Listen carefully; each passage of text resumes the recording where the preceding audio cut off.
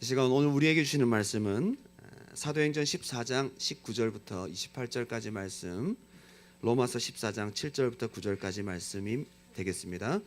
사도행전 14장 19절부터 28절 말씀과 로마서 14장 7절부터 9절까지 두 군데를 봅니다. 지난 4월 23일 월요일 1시 20분경에 많은 사람들이 다니는 영핀치에서 셰퍼드 사이에서 가슴 아픈 참극이 발생했습니다.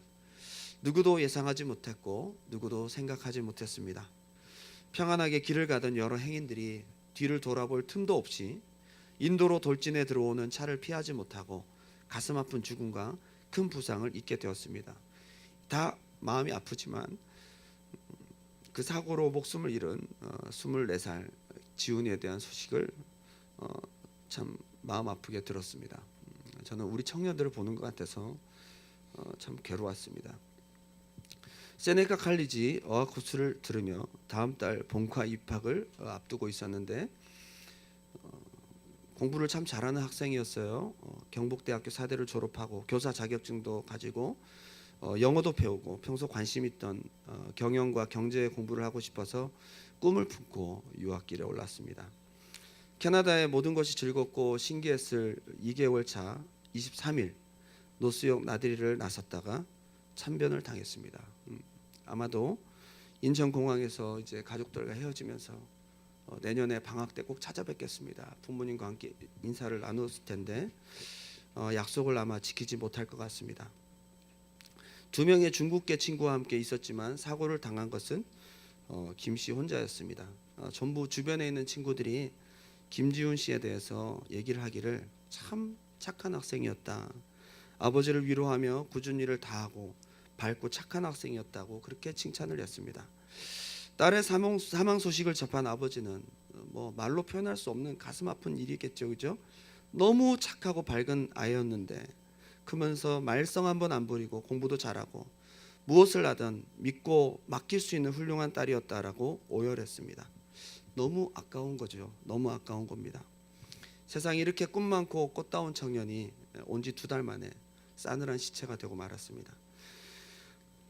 그 청년이 예수를 믿었다면 앞으로 더 값진 일을 감당할 수 있었을 텐데 참 너무 아쉽고, 만약에 예수를 믿지 않았다면 복음을 접할 기회가 이제는 다시 없으니까 더 마음이 아픈 것입니다. 최근 몇 주 동안 저는 계속 충격적인 죽음의 소식들을 자꾸 접하게 됩니다. 제가 사랑했던 김영광 목사님, 제가 아꼈던 정예원 권사님, 이번에 이런 참사 사건들, 이 귀한 분들을 하나님께서 어느 날 갑자기 부르셨는데 왜 부족한 나 같은 사람은 왜 이 땅에 남겨두셨을까? 참 많은 생각을 하게 됩니다. 이번 주에 제가 이사를 갔습니다. 조용한 동네로 갔습니다. 이사를 간 집 제 서재, 솔라리움에 제 서재를 꾸몄는데요. 책상을 놓은 정면 자리가 참 전망이 좋습니다. 탁 튀어서 눈앞에 보이는 전망이 끝내줍니다. 전부 무덤뿐이에요. 무덤. 웨스트민스터 메모리얼 파크가 눈앞에 쫙 펼쳐집니다. 셀 수 없는 무덤들이. 그런데 더 놀라운 것은 정면 말고 측면이 이제 계속 닦아서 이게 길을 닦아오는데 거기에 무덤이 계속 밀고 올라온대. 정말 조용합니다. 조용해서 참 좋아요. 죽은 자는 말이 없기 때문입니다. 조용합니다. 제가 설교 준비를 하면서 늘 죽음과 삶을 생각할 수밖에 없는 자리입니다. 제가 묵상하면서 저분들이 살지 못한 오늘을 내가 오늘 살아가고 있구나. 갑자기 그런 생각이 드는 겁니다. 주님이 주시는 마음의 묵상들을 정리하면서 오늘 저는 말씀을 준비하게 되었습니다. 주님께서 오늘 우리가 이 땅에 살아 숨쉬도록 하시면서 지금도 내 안에 심장이 끊임없이 뛰도록 내 생명을 붙드시고 수많은 사건 사고 속에서 지키시고 이 유혹 많고 죄 많은 세상에서 우리의 남은 생명의 날을 통해 무엇을 기대하실까요? 오늘 진지하게 우리의 삶을 하나님 앞에서 돌아보고 묵상하는 시간이 되길 바랍니다. 오늘은 PPT가 없습니다. 여러분 성경을 찾으면서 잘 들으시기 바랍니다. 첫 번째로 주님을 만나고 달라지는 것들이 많이 있습니다. 한번 따라 합시다. 주님을 만나고 달라지는 것들이 많다. 그리고 또 있어야 합니다. 주님을 만났다면 반드시 달라져야 합니다. 거듭남이라는 것은 내가 주님을 만나고 내 영혼이 구원을 받고 내 죄가 사함을 받고 지옥 백성에서 천국 백성으로 옮겨졌음이 확신되어질 뿐 아니라 내 삶의 관점과 가치관이 완전히 바뀐 것을 의미합니다. 우리가 주님을 만난 다음에 우리의 삶의 가치관, 관점, 목표, 방향이 완전히 달라져야 되는 것입니다. 그 전에 의미 있던 것들이 의미가 없어집니다. 그 전에 좋았던 것들이 싫어집니다. 그 전에 세웠던 삶의 목표가 바뀌어집니다. 그 전에 중요하게 생각하던 것들이 중요하지 않습니다. 그 전에 생각지 않았던 것들이 중요한 가치로 또 떠오르기도 합니다. 이제 이 땅의 삶이 전부가 아니고 진짜 나의 삶은 저 하늘에 있음을 우리는 인식합니다. 우리 머릿속에, 우리의 마음속에, 우리의 계산 속에, 우리의 계획 속에 없었던 삶의 세계가, 또 하나의 세계가, 그리고 또 하나의 존재가 우리에게 펼쳐집니다. 그것이 가장 중요한 가치가 되기 시작합니다. 여러분, 주님을 만난 다음에 그러한 변화가 있어야 되는 것입니다. 사도 바울은 역사와 전통을 자랑하는 정통 유대교 보수 힐렐 학파의 가장 탁월한 학자였던 가말리엘이라는 유명한 학자 밑에서 8명의 제자 중에 가장 탁월한 제자였습니다. 그가 배운 엄청난 학문, 그가 배운 율법적 가치, 그것이 최고인 줄 알았어요. 자기가 가장 옳은 줄 알았거든요. 하나님을 섬긴다는 열심에 헛된 것을 쫓고 쓸데없는 것을 믿는다고 생각하던 그리스도인들을 잡아 죽이고 핍박을 하기 위해서 열심히 다마스커스까지 이동을 하는 중에 자기가 그토록 무가치하게 느꼈던 예수가 나타난 것입니다. 그를 만나고 그의 모든 가치관이 완전히 변화되었습니다. 그리고 정립된 것이 있습니다. 신약 321페이지 빌립보서 3장 말씀입니다. 빌립보서 3장 4절부터 읽겠습니다. 그러나 나도 육체를 신뢰할 만하며 만일 누구든지 다른 이가 육체를 신뢰할 것이 있는 줄로 생각하면 나는 더욱 그러하니 나는 8일 만에 할례를 받고 이스라엘의 족속이요 베냐민의 지파요 히브리인 중에 히브리인이요 율법으로는 바리새인이요 열심으로는 교회를 핍박하고 율법으로는 흠이 없는 자라. 야, 대단합니다. 그죠? 바울이 그토록 대단하게 생각하고 유대인들이 모두 흠모하던 그 가치가 어떻게 바뀌었는지 아세요? 그러나 무엇이든지 내게 유익하던 것을 내가 그리스도를 위하여 다 해로 여길 뿐더러 배설물로 여겼다. 배설물. 그토록 가치 있던 것들이 뭘로 바뀌어요? 배설물로 바뀌었어요. 그동안 무가치했던 것들이 뭘로 바뀌어요? 가장 고상한 지식으로 바뀝니다. 이런 가치관의 변화가 있어야 될 줄 믿습니다. 가치관의 변화. 육과 영에 대해서 생각을 합니다. 육은 죽여야 되는 것이구나. 우리 영은 살려야 되는 것이구나. 우리가 이제 육을 위해 살 것이 아니라 영을 위해 살아야 되는구나. 우리의 진짜 세계는 영혼의 때에 있구나. 영혼의 때에 있구나. 우리의 육이 중요한 것이 아니고 우리의 영혼이 중요한 것이구나. 여러분, 이러한 가치가 열리길 바랍니다. 우리의 육이 중요한 게 아니라 영이 중요한 거예요. 여러분, 지금 무엇을 위해 사십니까? 거듭난 신자라면 우리의 영이 중요한 것입니다. 영이. 322페이지 신약성경 빌립보 3장 10절 말씀입니다. 내가 그리스도와 그 부활의 권능과 그 고난에 참여함을 알려하여 그의 죽으심을 본받아 어떻게 해서든지 죽은 자 가운데서 부활에 이르려 하나니. 이제 바울에게는 영혼의 생명, 영적인 부활이 중요한 거예요. 부활이 가장 중요한 거예요.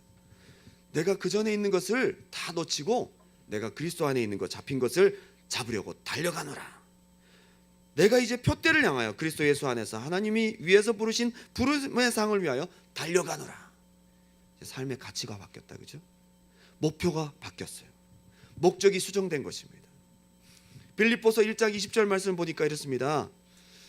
나의 간절한 기대와 소망을 따라 아무 일에든지 부끄럽지 않게 아니하고 오직 전과 같이 이제도 온전히 담대하여 살든지 죽든지 내 몸에서 그리스도가 존귀히 되게 하려 하나니 이는 내가 사는 것이 그리스도니 죽는 것도 유익하니라. 여러분, 죽는 게 유익한 종교가 어디 있습니까? 죽는 게 왜 유익합니까? 가장 귀한 것을 잃어버렸는데요. 여러분, 정말 거듭난 신자의 가치는요, 죽는 것도 유익합니다. 기독교는 웰빙에 초점을 맞추지 않습니다. 잘 아셔야 합니다. 웰빙도 중요합니다. 잘 살아야 합니다. 형통하셔야 합니다. 근데 진짜 기독교의 메인 초점이 어딘지 아세요? 웰빙이 아니라 웰다잉이에요. 웰다잉. 잘 죽어야 합니다. 우리에게 마지막 육체의 종말이 아름다워야 합니다. 그때 우리의 믿음이 가장 중요합니다. 영혼의 때를 위해 살아야 합니다. 그전에는 가치가 없었던 천국이 이제 확실해지고 믿어집니다. 영혼의 때에 대해서 인식이 되기 시작합니다. 여러분, 이런 변화가 있어야 될 줄 믿습니다. 영혼의 때가 여러분 가장 귀한 가치가 되어야 합니다. 자꾸만 우리가 이걸 잊어버려요. 먹고 살다 보면, 눈앞에 있는 거 쫓아가다 보면 자꾸 눈앞에 있는 게 중요한 거예요. 눈에 보이지 않는 진짜 중요한 가치는 놓쳐버려요. 여러분, 오늘 다시 한번 붙드시기 바랍니다. 출애굽한 이스라엘 백성들이 자꾸만 먹는 거, 그죠? 과거에 애굽에서 먹었던 거, 눈앞에 보이는 것에 초점을 맞춥니다. 가야 될 가나안 땅에 초점을 맞춰야 되는데, 가나안 땅에 초점을 맞춰야 되는데, 약속의 땅보다 이 땅을 바라봐요. 그곳에 가야 하는데, 그 약속의 땅이 중요한데 자꾸 과거를 바라봅니다. 애굽 땅을 바라봅니다. 먹는 것을 바라봅니다. 결국 그들은 약속의 땅을 얻지 못했습니다. 여러분, 우리가 무엇을 바라봐야 할까요? 너희는 무엇을 먹을까 무엇을 마실까 염려하지 말라. 이는 다 이방인들이 구하는 것이라. 여러분, 우리의 가치는 너희는 먼저 그의 나라와 그의 의를 구하라. 이것이 우선적인 가치고 이것이 우리의 우선순위가 되어야 될 줄 믿습니다. 두 번째는 우리의 남은 삶을 어떻게, 무엇을 위해 살아야 할까입니다. 우리의 남은 삶을, 주님을 만난 이후의 삶을 우리가 어떻게, 무엇을 위해 살아야 될까? 초기 기독교 문서 중에 디오그네투스에게 보내는 편지라는 글이 있습니다. AD 117년부터 180년 사이에 쓰여진 편지라고 여겨지는 이 문서는요, 높은 직위에 있었던 디오그네투스에게 보내진 편지로서 요한의 제자인 폴리캅이 썼을 것이다 라고 추정을 하지만 확실하지는 않습니다. 한 가지 확실한 것은 이 편지에 서술된 초대교회 성도들의 삶이 어떠했는지를 우리가 엿볼 수가 있습니다. 그들은 무엇을 위해 어떻게 살았는가를 우리가 엿볼 수가 있습니다. 이 편지는 디오그네투스라는 높은 지위에 있는 사람이 로마를 중심으로 박해를 받고 있는 기독교인들을 향해 던진 세 가지 질문에 대해서 답변하는 형식으로 쓰여졌습니다. 그는 이렇게 세 가지 질문을 던집니다. 그리스도인들이 믿는 하나님이 누구이기에 세상을 초월하고 죽음을 두려워하지 않는가? 도대체 그리스도인들은 도대체 무엇을 믿고 누구를 믿는가? 그렇게 저 하나님이란 존재를 저렇게 믿는 걸 보면 죽음을 두려워하던데 그가 누구인가? 두 번째는 믿는 자들이 서로를 향해 목숨을 아끼지 않고 사랑할 수 있는 비밀은 뭔가? 세 번째로 기독교가 진리이고 그렇게 참된 믿음이면 왜 오래전부터 세상에 나오지 않고 최근에 등장했는가? 이것에 대해서 디오그네투스에게 보내는 편지 일부 내용입니다. 디오그네투스께 그리스도인은 나라나 언어나 전통 때문에 다른 사람들과 구별되는 게 아니랍니다. 그들은 그들만의 도시에 사는 것도 아니고 이상한 언어를 쓰는 것도 아니며 특유한 삶을 사는 것도 아니랍니다. 그들은 각자 주어진 삶에 따라 그리스나 다른 이방 도시들에 흩어져 살고 도시의 관습에 따라 옷을 입고 음식을 먹으며 삶을 영위해 나갑니다. 그런데 그들은 자기 조국에 살면서도 마치 나그네와 같은 삶을 살아가고 있습니다. 시민으로서의 모든 의무를 다 수행하지만 외국인과 같이 모든 불평등을 참아냅니다. 다른 사람들처럼 결혼하여 아이를 가지지만 아이를 결코 내어버리지 않습니다. 다른 사람들과 식탁은 공유하지만 아내를 절대 공유하지 않습니다. 육신을 입고 있지만 육신을 따라 살지는 않습니다. 지상에서 시간을 보내고 있지만 그들의 시민권은 확실히 하늘에 있습니다. 그들은 주어진 이 세상 법에 순종을 하지만 그들의 삶은 그 법을 초월합니다. 그들은 모든 사람을 사랑하지만 사람들에 의해 많은 박해를 받습니다. 그들은 가난하지만 많은 사람들을 부유하게 하려고 힘씁니다. 그들은 능력받을 때 능력하는 자를 축복하고 멸시받을 때 멸시하는 자를 존중하려 합니다. 그들은 선한 일을 하는데도 죄인처럼 벌을 받고 벌을 받을 때는 또한 생명을 얻는 것 같이 그토록 기뻐합니다. 그런데 그들은 유대인에 의해 공격받고 헬라인들에게 의해 핍박을 받지만 유대인들과 헬라인들은 왜 그들을 미워하는지를 정작 모르고 있습니다. 우리 믿음의 선배들이 이렇게 살았어요. 예수 믿고 예수를 삶의 진정한 주인으로 믿고 그들의 남은 삶을 온전히 드리는 것입니다. 다른 겁니다. 삶을 진짜 그렇게 살아가는 것입니다. 그들의 삶을 보고 던진 이방인의 질문에 삶의 실제 모습을 묘사하면서 답변을 하고 있는 편지의 글을 통해 많은 것들을 깨닫게 됩니다. 초대교회 성도들은 삶의 방식과 삶의 방향이 분명했습니다. 그들의 삶의 목적이 분명했다 이 말이에요. 살아가는 이유와 근거와 소망이 확실했습니다. 그래서 그 모든 것들을 견딜 수 있었습니다. 오늘 똑같은 예수를 믿고 같은 성령을 받고 은혜를 받았고 믿음의 길을 함께 걸어가고 있는 여러분은 지금 무엇을 위해 살아가고 있으며 무엇 때문에 울고 웃고 기뻐하고 낙심하십니까? 오늘 본문을 한번 찾아보겠습니다. 사도행전 14장 19절부터 21절 말씀, 이 말씀은 다 같이 한번 읽어볼까요? 신약성경 211페이지입니다. 사도행전 14장 19절부터 21절.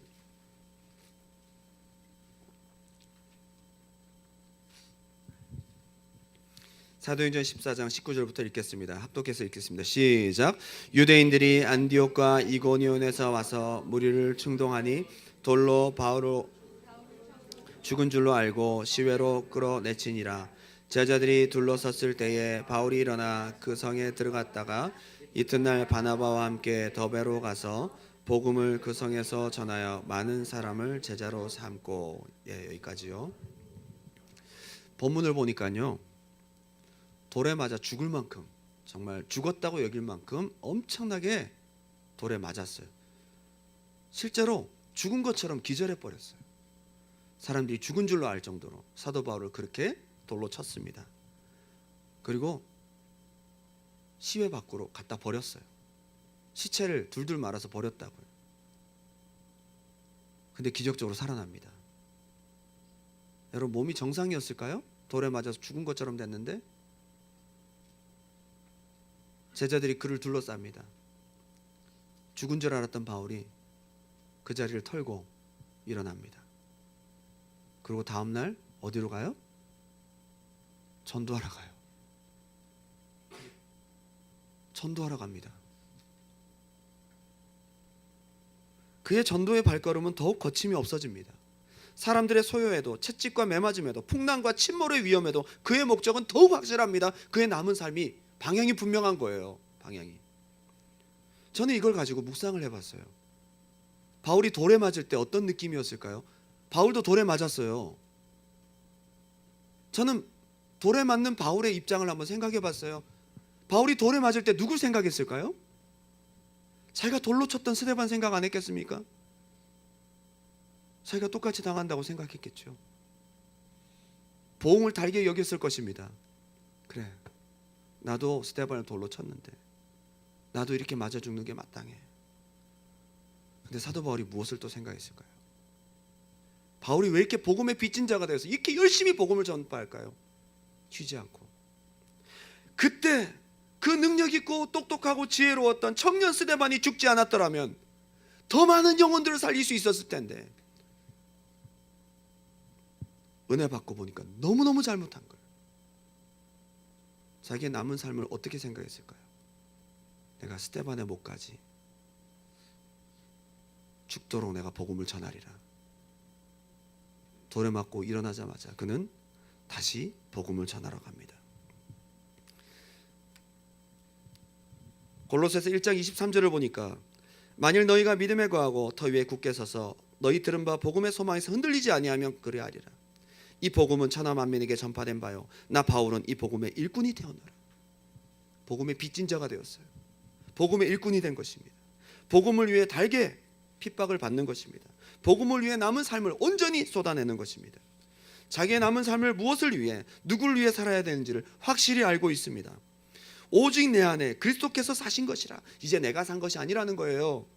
그러면서 이제 육체 가운데 사는 것은 나를 사랑하사 나를 위하여 자기 몸을 버리신 하나님의 아들을 믿는 믿음 안에서 사는 것이라. 우리 중에 누구든지 자기를 위하여 사는 자가 없고 자기를 위하여 죽는 자도 없도다. 우리가 살아도 주를 위하여 살고 죽어도 주를 위하여 죽나니 그러므로 사나 죽으나 우리가 주의 것이로다. 자기의 남은 삶이 누구 겁니까? 주님이 무엇을 위해 살기 원하는지를 그는 분명히 디모데에게 마지막 유언을 통해 디모데후서 4장에 이렇게 글을 남기고 있습니다. 한번 읽어보겠습니다. 신약 346페이지 디모데후서 4장 1절 말씀입니다. 디모데후서 4장 1절 말씀, 신약 성경 346페이지입니다.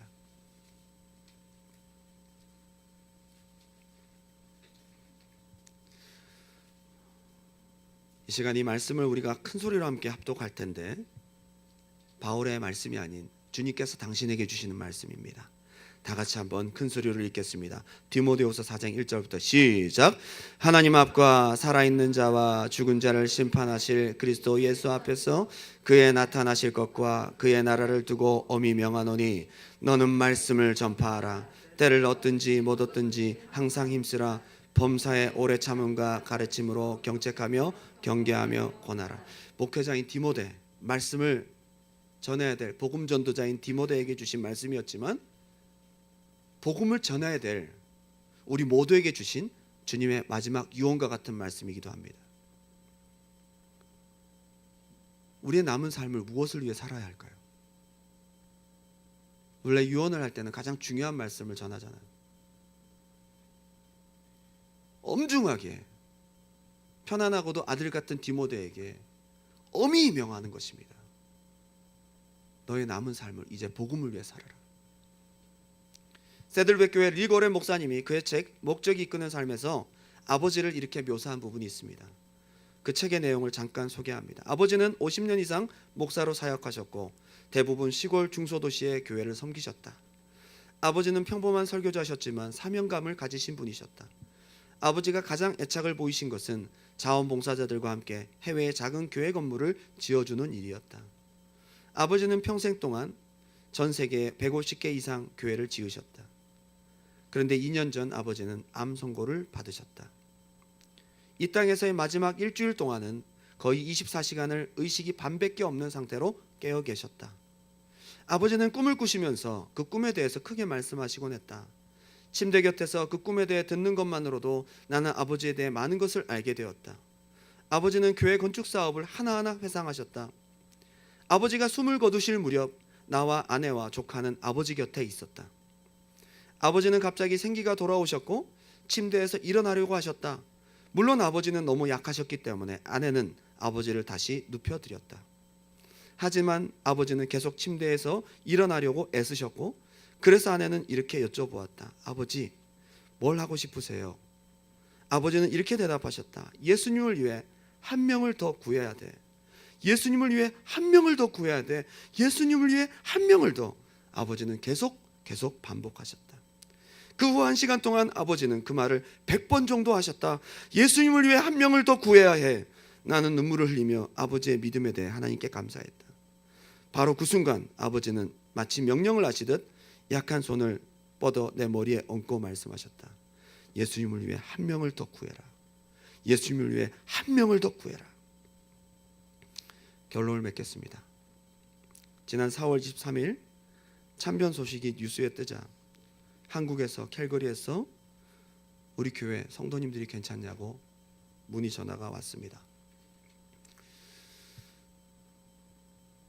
복음에 대해서 느긋한 마음을 갖고 있었던 저에게 저 10명의 사람, 15명의 사람들에게 과연 복음이 전해졌을까에 대한 다급한 마음이 들었습니다. 우리 교회 바로 옆이잖아요. 우리 동네인데 저는 그 소식을 접하고 우리 성도님들을 걱정하며 기도했습니다.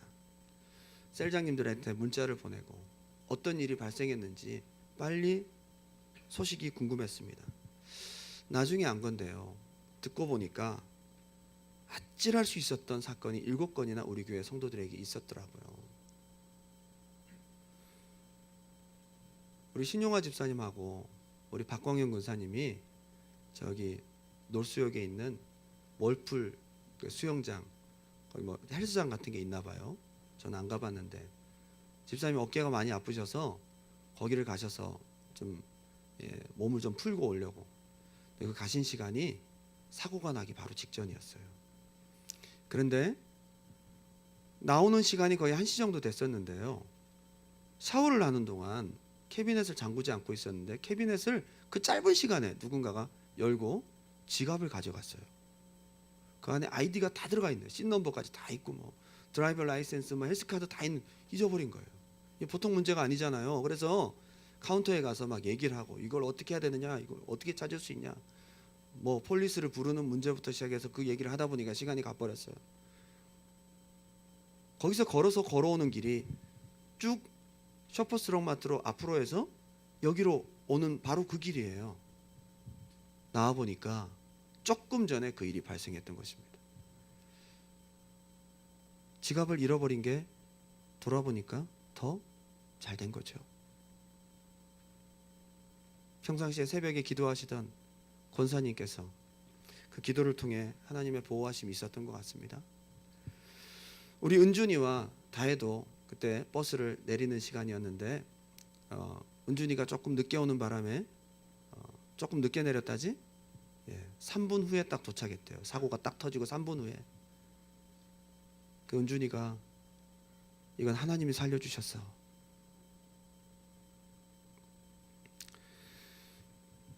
우리 금요예배 때 나오는 현아, 김현아 자매가 있는데요. 그 시간에 나올 일이 있었어요. 그 길로. 근데 깜빡 잠이 든 거예요. 일어나서 못 나갔어요.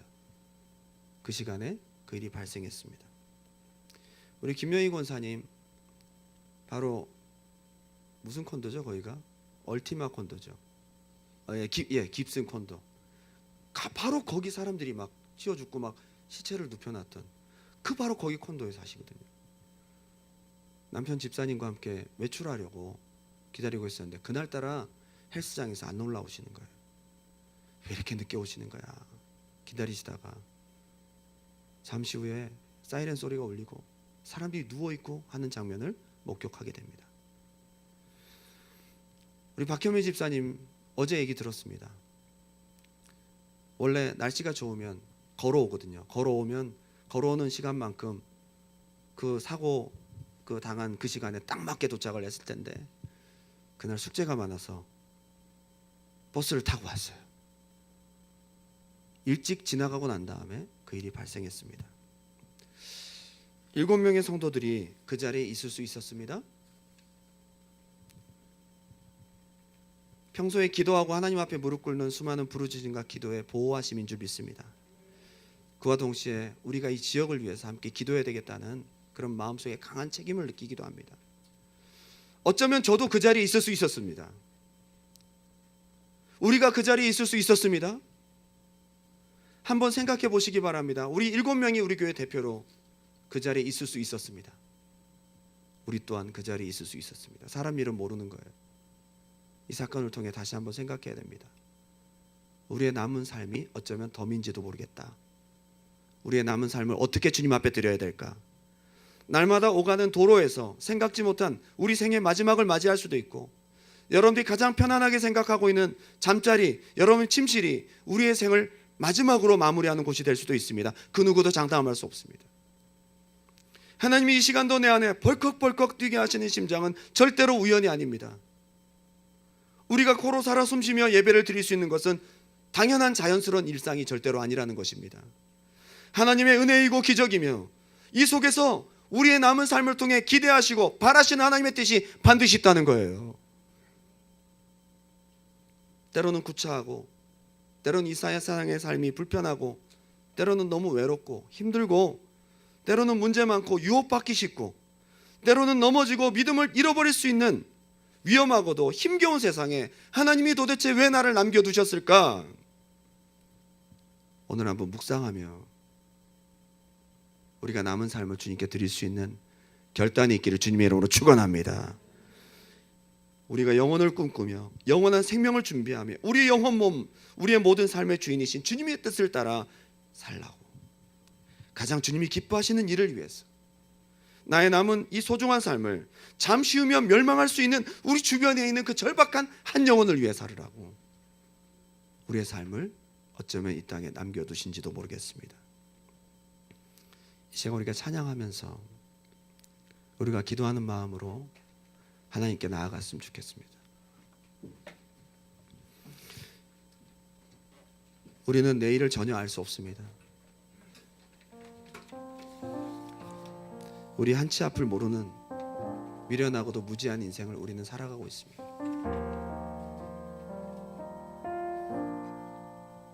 그들이 생의 마지막을 맞이하기 전 5분 전에도 그들의 인생이 마지막이라는 것을 전혀 몰랐을 것입니다. 내게 한없이 주어진 것 같은 이 세상의 삶인 것처럼 기대하고 꿈을 꾸고 얘기하고 즐거워하며 그 길을 걸었을지도 모릅니다.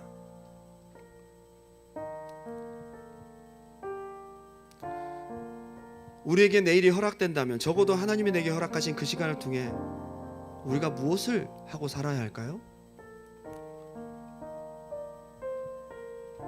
우리는 언제 우리에게 우리의 삶의 마지막이 닥칠지 모르지만 그러나 우리가 한 가지는 알 수 있습니다. 주님이 나의 남은 삶을 통해 무엇을 원하실까? 이 시간 우리가 믿음으로 고백하며 이 찬양 올려드립니다. 내일 일은 여러분 믿음으로 고백하세요. 하루하루 살아요. 불행이나 요행함도 내 뜻대로 못해요. 험한 이 길 가고 가도 끝은 없고 고뇌요. 주님 예수 팔레미사 내 손 잡아 내일 일은 난 몰라요. 내일 일은 난 몰라요. 장래일도 몰라요. 아버지여 날 붙드사 평탄한 길 주옵소서. 좁은 이 길 진리의 길 주님 가신 그의 길 힘이 들고 어려워도 찬송하며 갑니다. 성령이여 그 음성을 항상 들려주소서. 내 마음은 정했어요. 변치 말게 하소서. 내일 일은 난 몰라요. 장래일도 하나님 우리의 남은 삶의 소명을 이루어 주옵소서. 주신 소명 이룬 만왕의 왕 예수께서 이 세상에 오셔서 만 백성을 구속하니 주가 대신에 순교자의 본을 받아 나의 믿음 지키고 순교자의 신앙 따라 이 복음 아멘. 성령님 우리를 붙들어 주옵소서.